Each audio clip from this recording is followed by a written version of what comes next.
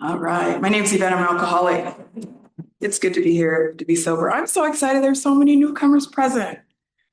I love it when there are newcomers in the room. I am really honored to be here at the beginning of your miracle. Thank you so much for being here and 12-stepping me. Um, I also want to take a moment to thank all the long timers who got here before me. Thank you for holding it down, keeping the doors open, making sure there was a seat for me when I arrived. I am eternally grateful for the folks who got here before I did. So thank you so much. So I was telling my sponsor before this started that I took some notes because I'm a woman of a certain age and I have brain fog. And so I forget stuff. And I was like taking notes and my pen ran out of ink. And so I got another pen. That pen ran out of ink too. So my higher power was like, stop it, stop tripping.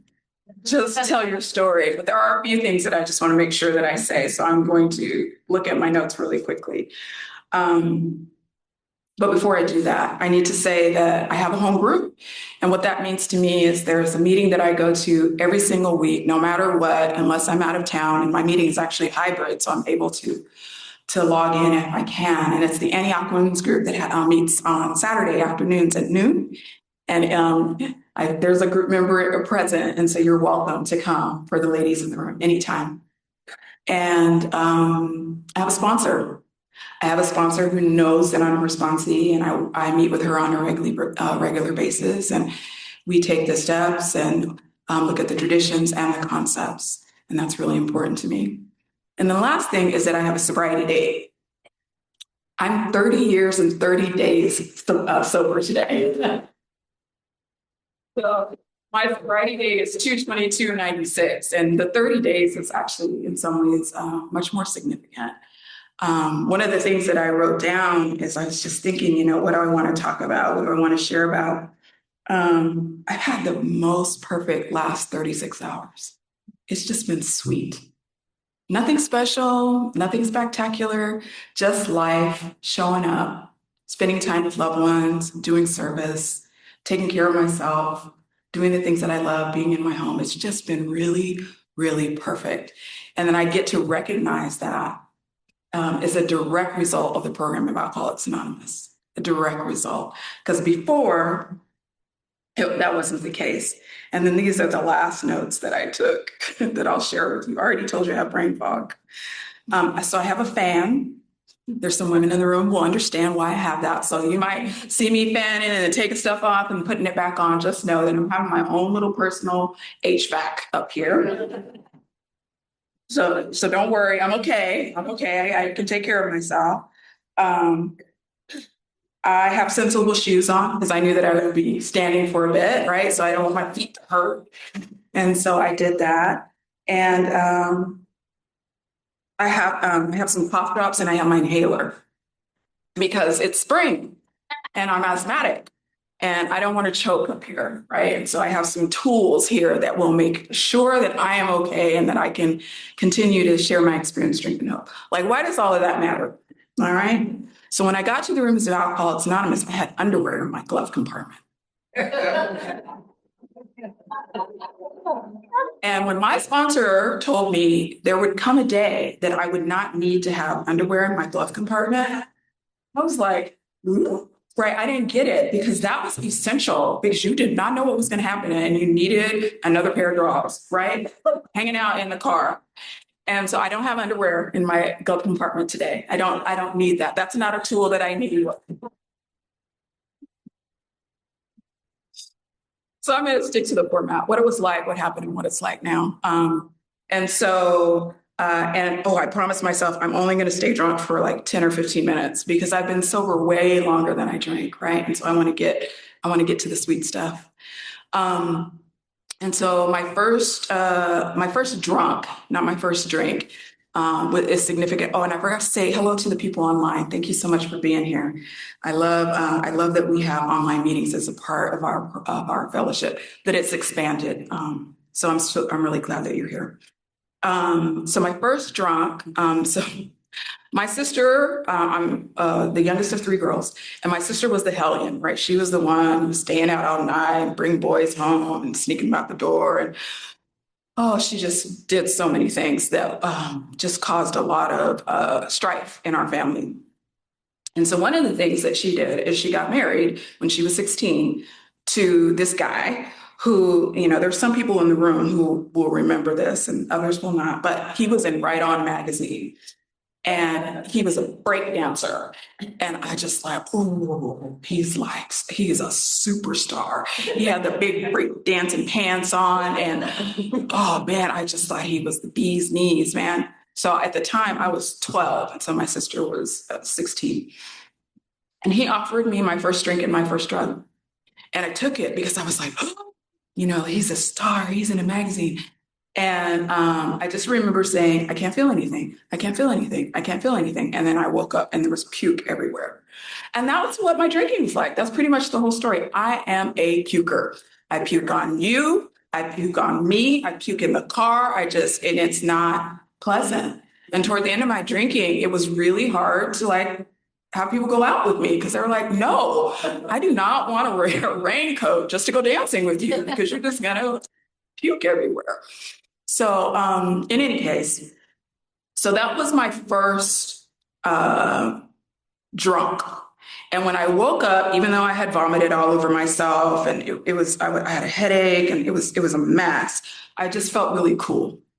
I felt really cool and like I wanted to do this again. Because before that, he hadn't paid any attention to me and he like took care of me and gave me water and all this stuff. And I know that's another part of my story. Men taking care of me. I'm just like, oh my God. And I do all these crazy things. But anyway. And so the other part that's true that you need to know about me, I don't want to mess with cops ever. Like I do not want to get in trouble with the popo ever. And I've always been that way. I will hang out with people who don't mind getting arrested, but I don't want to do anything. So I never got alcohol illegally because I was just like, no, I'm not getting in trouble. But what I did is I found the stoners and they had keggers. And so I would go to the keggers when I was in high school. And so that's the way my drinking looked like. I was always a puker, so I could never drink as much as I wanted to because it would always come back out. And so the other thing that's true about me is that I was a periodic, which for me means that I could go 6 weeks, maybe 8 weeks with not picking anything up, and I would be okay. But then once I would pick up, it would be on, and then I would drink and drink and drink until I was sick. And I didn't know at the time that it was my pancreas. So I drank myself into pancreatitis. And I like to tell that part of my story because I actually don't know if I would have got here as soon as I did if I hadn't been as sick as I was. That's what all the puking was about. Because I was poisoning myself and my body was just really screaming at me. So fast forward, I don't want to get in trouble with the popo. I just like, I'll get my drink when I can. So what happened to me is I moved to the Bay Area to go to college. And when I went to the DMV, they made me 10 years older than I was. So instead of being an 18-year-old woman, I was immediately a 28-year-old woman with an ID on a college campus. And I was a fresh woman. And I had total cachet because I could buy. And none of the other people could buy. And so that was a way for me to make a little side hustle. But it also gave me permission to go to all the bars and the clubs without the worry of like, I'm going to get in trouble. My higher power is very magical. That's the word I'll use. Because I think that pushed me into the room sooner because I did it hard. There was a period of time that I was always in the club scene in San Francisco. Like those after hours clubs, the house music, all of that. It was really good. It was fun. I was having such a good time for like 2 years and then it changed. It got real strange, real fast. So some of the memories that I have from that time is that I would go to the bars and then the walls were sticky. Like, what's that about, right? I didn't start there. I started in clubs that had, these nice tables and fancy drinks, but then all of a sudden in bars and the walls are sticky. And then I'm waking up in people's houses who have zippers sewn into their body. And I'm like, what is going on here? right? Those are the kind of companions I was hanging out with. So the thing that pushed me closer to getting to the rooms is I was at a club called the Towns Inn, which is now where the baseball stadium is. And it was an after hours club. It was probably 3:30, 4 o'clock in the morning. It was 400 of us in there, a bunch of zombies, just wasted out of our minds. And what happened is I saw a woman get sexually assaulted on the dance floor. And we all just stood there. None of us did anything. None of us helped her. We just watched. And the thought, selfish, so selfish. The thought that came to me is like, that's going to happen to me if I keep drinking like I do. And so I said, you know what? My solution is that I'm going to drink at home. And I'm going to save some money because, I'm spending money on this drinks and whatnot. And so I just started getting my stuff from 7-Eleven, and Cisco became my favorite friend. It worked. And I think it helped my pancreatitis too. It pushed me in a little sooner than I think I would have got here otherwise. So I started to lose my mind, my sense of self. By this time, I'm in college. I can't think straight. And what I didn't say is that my dad was the identified alcoholic in our family, and my mom's a nurse, so she always talked about alcoholism in a really clinical way. I knew that I had a drinking problem. I knew that I was alcoholic, but I didn't care. I just didn't care. But I started to care because my body was starting to really scream at me. So I was wasting. I couldn't keep water. I always had to be near a toilet. It was really, really bleak physically. I was living in the Oakland Hills, and I would wake up every morning and there would be these huge banana slugs all over my carpet. So I'm waking up and there's slime everywhere. It was just gross. It was really gross. And so I knew about Alcoholics Anonymous, but for me, alcoholics were like these white guys in a trench coat standing on the corner with a bag in their hand, right? That wasn't me, right? It wasn't me. And so I called my mom, who is a nurse, and Mom, my stomach hurts. I think I'm an alcoholic. She's like, go to A, and she hung up on me. So I did. I went to treatment because somebody told me treatment was a good place to find a boyfriend. Like, okay, that's how crazy I was. Oh my God, so nutty. Oh my goodness. That's a little bit of a message to some of the people here who might be in a recovery program. So I did. I went into treatment, and what happened for me is that I continued to drink like I always drank. I would stay off of it for 6-8 weeks, and then I'd pick up. Like I did that for like 9 months. And what happened for me is I met a man. I met a man in another fellowship. He had 3 years of clean time when I met him. I wanted everything that he had. And I wanted to be his AA girlfriend. And so I got a sponsor. I prayed on my knees with a candle in the bathroom, which is what my sponsor told me to do at that time. I went to a meeting every day. I read the literature. I worked the steps. I reached out my hand. I was in service because I just really wanted to be this AA girlfriend. It was so important to me. And I was for 3 solid months. And then he dumped me because I was crazy as a loon. But by the time he dumped me, I was like, I've stopped throwing up. I can think straight. I have some people in my life who actually care about me. And so there were many things physically, emotionally, and spiritually that happened in that period of time where I was obsessing about this person who attracted me to stay, not keep coming back, but to stay. And I was like, yeah, I want to be here, right? And so that's how I got here. That's how I got to the rooms of Alcoholics Anonymous. How have I stayed here? So what happened for me is that in my first 5 years of sobriety, I had, I think, 7 sponsors. And I say that to say that I always knew when I got here and I sat down and I started listening that I didn't have the constitution to do this by myself. I knew that I needed mentorship. And I knew I needed somebody who like knew what was going on, who could answer some questions for me, right? And so I understood the concept of a sponsor. I was never going to do the 4-step, but I understood the concept of a sponsor, right? And so I asked women to sponsor me, and some of them said no, and some of them said yes. And I walked with about 7 or 8 women in my first 5 years. I maintained my sobriety, but I was crazy as a loon. I was still dating drunks and doing all kinds of crazy stuff in the first 5 years of my sobriety.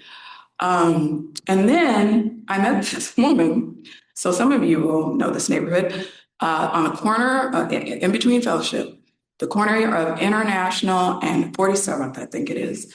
There was this woman standing on the corner in front of the Fellowship, clapping and jumping up and down. She's so happy about. What is she so happy about? I was a little bit irritated, but then I was like, you know what? I want some of that. She is bursting with joy on the corner of International and 47th and doesn't care how she looks, right? And so she became my sponsor. She is the one who cemented me to this program. She sat me down and took me through the Big Book of Alcoholics Anonymous line by line and insisted that I ask questions and insisted that I did what it said in the book. And that's the thing that it blew the doors open for me. It gave me a sense of belonging. It gave me a sense of responsibility. And it gave me an understanding of some of the things that were just in my head that were like, not okay.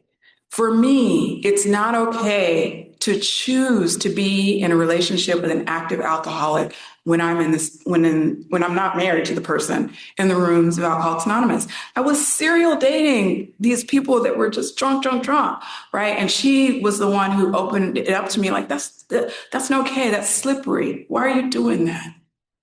Right? You can't have strange bedfellows and not be strange. It's like you got to stop doing that stuff. And so that's just one example of the things. The other thing that kind of going through the book. So I came here, big gigantic chip on my shoulder. I worked in a profession that insisted that I was, how do I say this? That I knew what was right and knew what was wrong, and it was my job to tell you how to do stuff right. Like that's the job that I came to Alcoholics Anonymous with. And a lot of what was wrong had everything to do with God and religion.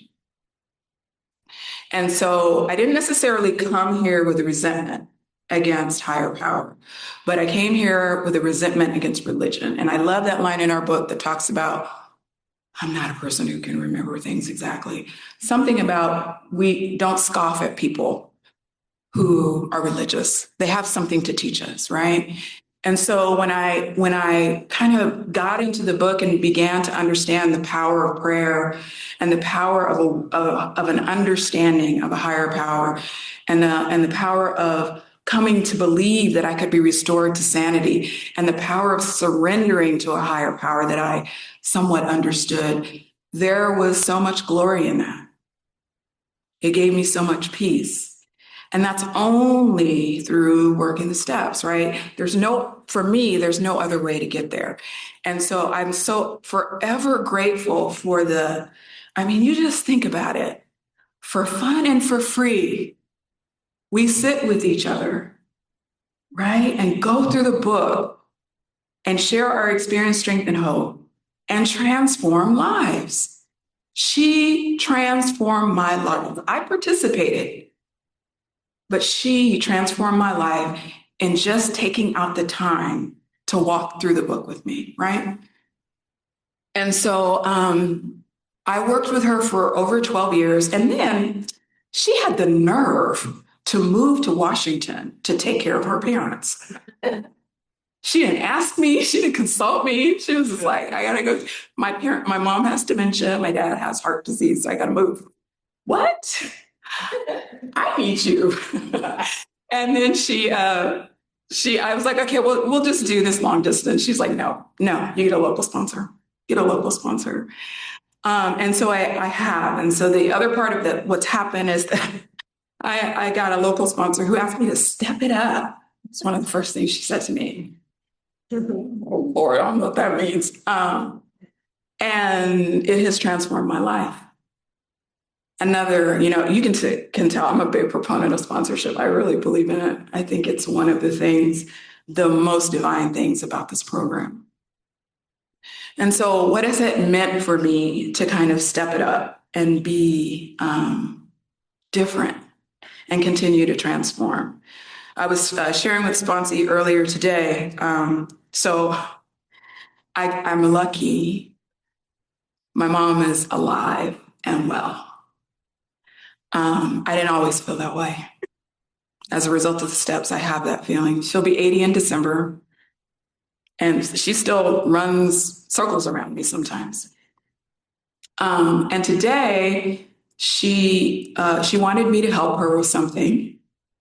And as a result of the program of Alcoholics Anonymous, I have a very full life. And I only had about 4 hours today. And she asked me to come over and help her do some stuff today. And I said yes without thinking. But then I was like, ooh, I'm going to have a resentment because I'm not going to be able to do the things I need to do for myself. And the solution is to be honest and not to say, oh, Mom, something came up and I can't help you. The solution was, Mom, come over and I'll help you at my house. And then I can do my laundry and do my food prep and do all the things that I need to do. Right. So that's an example of what it looks like to step it up. It's not just thinking about myself. It's taking care of myself, but thinking about others, because she wouldn't ask me for help if she didn't really need it. My mom is not the type of woman who asks for things unless she really needs help. And so I guess I got to be a good daughter today, right? That's the part of the glory of the last 36 hours. That was not an aspiration that I had when I got here. It was my mom's fault. All of it. All of it was her fault. And when I got here and learned that indeed I had a part, that indeed it was my responsibility to be a good daughter no matter what I thought of her as a mother. Ooh, that one blew my mind. How am I a good daughter no matter what I think of my mother? So I carry that today. Today. What else does it mean for me to step it up? So it means for me is that I have to cultivate a relationship with a higher power. So when I got to the rooms of Alcoholics Anonymous, I came with a notion of a God, but my God was a lot like Santa Claus. It was like a 4-year-old's relationship with Santa Claus. So it was like, okay, I did something really good. Give me stuff. I did another thing good. Give me stuff. Here's my list of things that I did good. Give me stuff. That's what my higher power's relationship looked like. That's the way that I talked to my God. It was always about give me stuff. Get me out of this. I'll never do this again. Get me that job. Get me that apartment. Like it was just give me, give me, give me, give me, give me, give me. There was no reciprocity, no responsibility, no accountability. Just give me, give me, give me, give me. And so what it's meant now, there's a member of my home group who says this. I love this. My job is just, I don't want to hurt God's kids. I love that. How do I just exist in this world? Even if I can't stand you. How do I love God's kids? Even if I disagree with the fiber of who you are as a human. How do I stay in love with you because you're one of God's kids? It's amazing for me how much peace that brings, particularly for people we don't like, or for that I don't like, when I love on them. I have the capacity to do that now. I didn't have the capacity to do that before. It was my responsibility to tell you that I didn't like you. Over and over again. I went to a women's college, and it was pretty small, and There was one hallway at this college, and I would walk down the hallway. This is when I was still drinking, and it would just part. Like people just get out of my way because they knew I was coming for them. I was going to tell them what they had done wrong that day. God, it was such a mess. Anyway, um, and so in addition to, concentrating on just on a daily basis, I don't hear God's kids. I have a conversation with my God on a daily basis. I wake up with prayer. I like to tell the truth all the time, but yeah, I still struggle. So I pray on my knees most of the time, but I'm getting older, and I've had to like have some props that I put down now to get on my knees on a regular basis. But I do find that conversation with God in the beginning, at the beginning of my day, first thing when I wake up, makes a big difference. Makes a big difference in my attitude and my solace and my peace. Then I also have a practice of doing a written prayer every night. That has been magic because I get to look back on what am I talking to God about, right? What's important? How am I doing in my conversations with God? What am I reflecting about? What am I obsessing about, right? And so to see that year after year, page after page, it's been a really important exercise for me. And about, maybe a year ago, I got a gift in a meeting. This woman says that on a daily basis, she wrote the best thing that happened to her and the worst thing that happened to her that day. And so I've incorporated that into my daily prayer. And sometimes it's hard to find the worst thing. On some days it's not, but sometimes it is. And that always makes me smile. Ah, I didn't see that. Okay, thank you.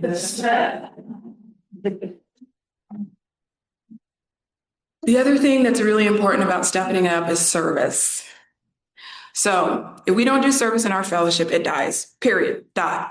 End of sentence. We don't have paid workers for the most part. There were a whole bunch of people that made this meeting happen, whole bunch of people that did this for fun and for free. I am responsible. If not me, then who, right? And so I've done the service, I've done the thing, I stepped it up, and one of my sobriety sisters told me that I should never say this from the mic, but I love her, but I don't think she's right. I did the GSR thing, and I did it with dignity and grace, and I did all of my responsibilities, and it's not for me. And you know what? So what? I did it with dignity and grace like an adult, because that's what being an adult is. We do things we don't want to do, and we do it with dignity and grace. But that doesn't mean I don't get to do service in this fellowship. So it was my responsibility to find the lid that fit my pot, my service pot, right? Because there's a lid for every pot in Alcoholics Anonymous. And so I love conference service. I love it. It lights me on fire. There's nothing like putting together a conference for Alcoholics Anonymous. And so there's 2 conferences that I'm involved in. One's local. For the ladies in the room, you want to know about it, it's happening in Aptos in a couple of weeks. I'm happy to share the information with you. And the other is the International Women's Conference of Alcoholics Anonymous, which I love, love, love being a part of that, right? And so I tell that to say that it was my responsibility to figure out what I was going to do in terms of service. Because it wasn't okay for me just to say, I don't really like district level, and that's not for me. I'm just going to sit on my hands and only do service at the local level. It was important for me to find another way to grow the branches of my Alcoholic Anonymous family. And one of the things that doing conference services has given me is I have this network of people around the country that I get to visit. I've gone to Flagstaff, and I'm going to Long Island in June, and I'm getting to visit people that I've met doing conference service. And it has just set me ablaze. My sponsor will tell you, I met with her the other day. I was like, I want to know about this concept, right? Because doing conference service, you really need to know those things. You need to understand it. And so that has been a blessing for me. So I told you a little bit of what it's like now, but I'll say a little bit more in closing. And so I I don't want to give the impression that, and I don't think I have, but I'll say it out loud. It isn't perfect. I'm talking about from the mic because there's men in here who love women. Menopause is not fun. It is hard. It is really difficult to stay sane and go through this transition. And so I am leaning more and more into like the craziness that happens in my brain, the brain fog, and all the physical things that are coming down for me. It's real. And I get the opportunity to talk about it and do something about it and not lose my mind. Because sometimes it just feels like I'm just going to go batty. And so that's what it's like now. Like I got the fan and I got the shawl, like all the things that I have to do to take care of myself to stay centered, because it just sometimes it makes me feel really, really crazy. The other thing that's what it's like now is that my family continues to be incredibly fractured. So I was raised in a home where you divorced people. Like you divorced your mother, you divorced your father, you divorced your sister. That's the kind of culture that I was raised in. And so right now, both of my sisters are divorced from me. And I don't know how they're doing really. And it's uncomfortable to have blood relations with someone who don't want to have anything to do with you. They've made it really clear. And so what do I do with that? How am I a sister in the absence of my sisters? How am I a good sister in the absence of my sisters? Well, one of the things that I do is I extend myself to their children who occasionally will reach back. And so I say that to say that, it doesn't get perfect. I wish that I could tell you, oh, my family is healed and everybody's talking to everybody and we have these great family trips. None of that is true right now. But what I do know, and I shared this with you, the relationship with my mother has healed. And I know that's in large part because of the Rooms of Alcoholics Anonymous. I don't know if she's changed, but I know I have. And so there will come a day where I will have an opportunity to find out how I can be of service to the rest of my family and how I can participate in repairing the harms that I have contributed to. But that day ain't today. The other thing that's true about today is I don't think anybody tells you how hard it is to be married. Well, at least it is for me. It's work, right? And so what are the principles that I bring into my marriage? How do I love him for just who he is, not for who I want him to be? How do I listen to the words that are coming out of his mouth instead of what I think he's going to say and respond accordingly? Because I don't know what he's going to say. And it's my responsibility as a good spouse to listen to him, right? It talks about that in our fellowship. The other thing that, we get so many tools from this. I've learned how to listen being a sponsor. Like, how do you listen? How do you really listen to what people are saying? That has been a gift of this program. I feel like I'm running out of steam. What's the last thing that I want to say? I think the other thing that I want to say is that we absolutely insist on enjoying life. And so it is my responsibility, not my sponsors, not my sobriety sisters, not my spouse, not anybody else, to ensure that I'm enjoying this thing. This is quite the ride that we're on right now. This moment, this March 22nd, 2026, this is a moment, right? We are in this fellowship. We are operating in this world, and there's all kinds of stuff going on. How do I continue to absolutely insist on enjoying life and demonstrating to anybody who's coming across behind me or beside me in the Fellowship of Alcoholics Anonymous that we have a good time here? Like, what does that look like? And so more recently, what that's been for me is a lot of my good girlfriends have left the area. You know, all of my road dogs have moved away because it's so expensive to live here.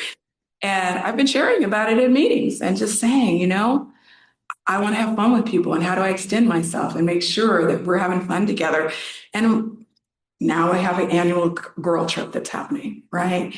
And so everything that I want and need has come from the rooms of Alcoholics Anonymous. And it's only because I've just been willing to do a few simple things.